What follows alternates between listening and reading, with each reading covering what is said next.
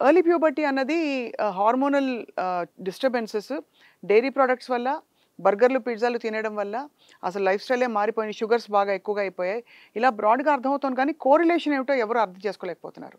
So what is the connection ma'am between diet, lifestyle and puberty? Connection అయితే ఉంటుందమ్మా. డైట్‌కి, sedentary lifestyle. పిల్లలు ఇంతకుముందు బయటికెళ్ళి బయట ఆడుకునేవాళ్ళు. ఈ మధ్య ఆటలేం లేవు. స్కూల్‌లో గూడా హార్డ్‌లీ వాళ్ళకి ప్లే గ్రౌండ్స్ అవి లేవు. సో, పుట్టినప్పటి నుంచి హ్మ్, చదువు, చదువు, చదువు తప్పిస్తే వేరే ఆల్టర్‌నేటివ్ గాని, వేరే అవిగేషన్స్ కానీ, వేరే లైఫ్ స్టైల్ చేంజెస్ కానీ ఏమీ లేవు వాళ్ళకి. సో, పుట్టామా, చదివామా, పెరిగామా అన్నట్టే ఉంటోంది లైఫ్ స్టైల్. ఎస్పెషల్లీ ఆడపిల్లలకి కూడా అట్లనే ఉంటుంది బాయ్స్‌తో కంపేర్ చేసుకుంటే.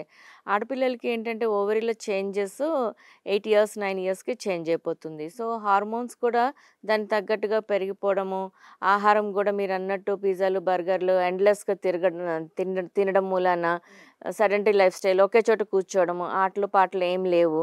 సో, ఓవరీస్ కూడా తొందరగా మెచ్యూర్ అయిపోతున్నాయి. దానివల్ల వాళ్ళకి తొందరగా ప్యూబర్టీ అనేది స్టార్ట్ అయిపోతోంది.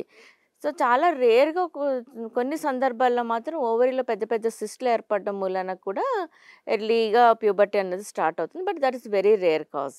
కానీ ఎప్పుడైనా ఒక పాప 8, 9 ఏళ్ల వయసులోనే మనకి మెచ్యూర్ అయిపోయింది అనంటే డాక్టర్ కన్సల్ట్ తీసుకొని నెక్స్ట్ వాళ్ళని ఎలా హ్యాండిల్ చేసుకోవాలి, వాళ్ళకి ఎట్లాగా ఒకవేళ బరువు ఎక్కువగా ఉంటే బరువు హ్యాండిల్ చేసుకోవడం గానీ, వాళ్ళ తిండి హ్యాబిట్స్ మార్పించడము, వాళ్ళకొక regular life style, healthy life style, physical activity ఉండేటట్టు చూసుకోవడము. ఇట్లాంటి చిన్న చిన్న చేంజెస్ చేసుకుంటే there are chances for them to lead a healthy life style ఫ్యూచర్‌లో.